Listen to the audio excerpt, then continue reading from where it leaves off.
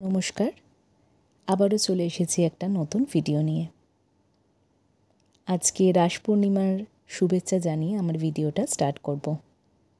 সবাই যে যার মতন করে নিজের মতো করে পূর্ণিমা পালন করছেন, আমি পালন করছি একটা ছবি এঁকে। আজকে শ্রী রাধিকা এবং শ্রীকৃষ্ণের একটি ছবি এঁকে দেখাবো। এটা একটা ফোক আর্ট, কিন্তু যেহেতু এটা পার্টিকুলার কোনো ফোক আর্ট থেকে আমি দেখে করছি না, নিজের মন থেকেই করছি, তার জন্য আমি বললাম না কি ফোক আর্ট ইউজ করলাম, মানে কোন পার্টিকুলার ফোক আর্টটা আমি ইউজ করছি আমার ছবিতে। আচ্ছা, আজকে যেহেতু রাস, তার জন্য রাসলীলা নিয়ে, কৃষ্ণের রাসলীলা নিয়ে দু এক কথা বলবো। শ্রীকৃষ্ণ যখন রাসলীলা চালায় তখন কিন্তু মাত্র 8 বছর বয়স তার। আমরা শ্রীমদ্ ভাগবতে শ্রীকৃষ্ণের রাসলীলা সম্পর্কে জানতে পারি। শুধুমাত্র রাধিকা নন, গোপীরাও কিন্তু একইভাবে মেতে উঠেছিল এই রাসলীলায়। কিন্তু কিভাবে?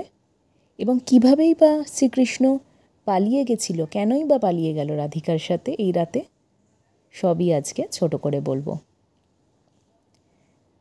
গোপীরা সবসময় প্রস্তুত থাকতো শ্রীকৃষ্ণের প্রেমে সাড়া দেওয়ার জন্য।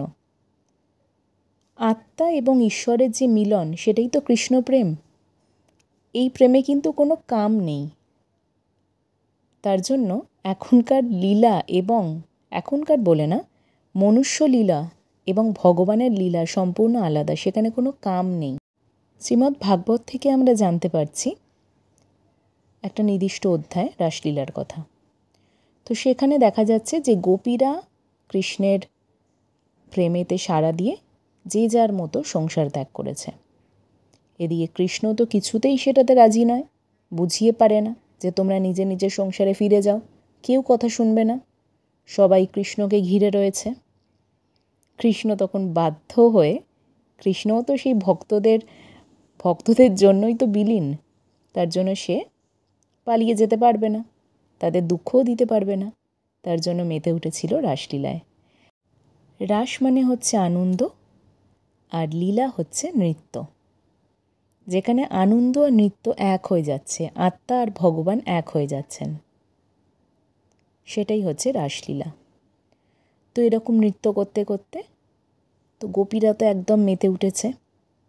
কিন্তু আমরা হঠাৎ করে, এরকম হয় না, হঠাৎ কোনো জিনিস হয়তো খুব সহজেই পেয়ে গেলাম, বা যেটা বলছি সেটাই হচ্ছে জীবনে, একটা অহংবোধ কাজ করে, যা চাইছি তাই পেয়ে যাচ্ছি।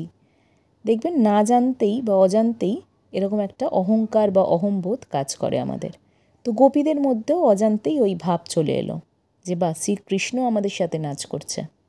কিন্তু কৃষ্ণ তো কৃষ্ণই, সে তো সব জানে।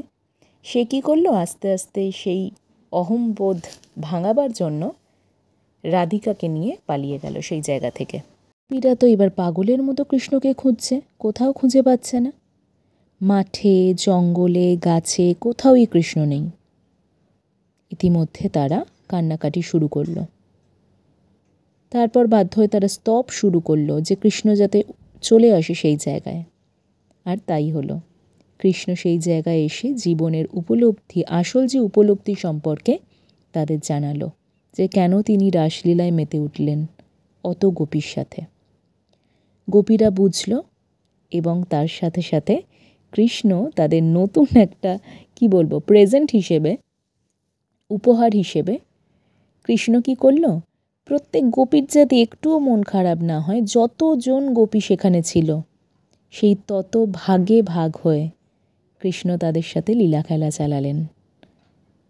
আর এই যে লীলা খেলা, এটাই কিন্তু আসল রাসলীলা খেলা। প্রত্যেকটা গোপী ভাবল যে কৃষ্ণ আমার সাথে আছে। এখানে কিন্তু কোনো দেহের কোনো কথা বলা হয়নি, এখানে শুধু মন, আত্মা, এই সবের কথা বলা হয়েছে। তাই বলা হয়েছে যে কৃষ্ণলীলায়, যত কৃষ্ণলীলা আমরা জানি, তাতে কাম কাজ করে না, দেহ কাজ করে না। আশা করি এই ছোট গল্পটা আপনাদের খুবই ভালো লাগলো, আর আঁকাটাও কেমন লাগলো সেটাও কিন্তু কমেন্ট করে জানাতে ভুলবেন না। এই ধরনের কোনো আঁকার প্রয়োজন হলে 8240544002 আমার হোয়াটসঅ্যাপ নাম্বারে জানাবেন। আর কমেন্ট বক্সে এই ছবি যদি কেউ বাড়িতে নিজে নিজে ট্রাই করেন সেই ছবি তুলে পাঠাবেন। Thank you so much. সবাই খুব ভালো থাকবেন।